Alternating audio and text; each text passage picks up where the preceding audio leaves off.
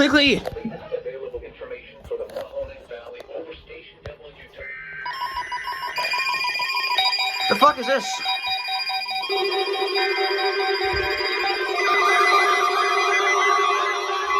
Yes!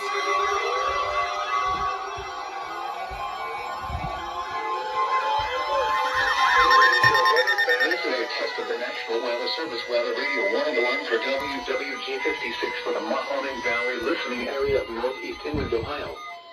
During potentially dangerous weather situations, specially built receivers are automatically activated to warn of the impending hazard. Tests of these receivers are normally conducted by the National Weather Service every Wednesday between 11 a.m. and noon.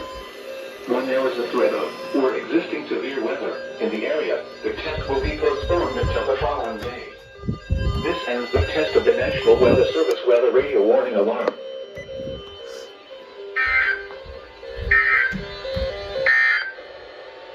This is NOAA Weather Radio.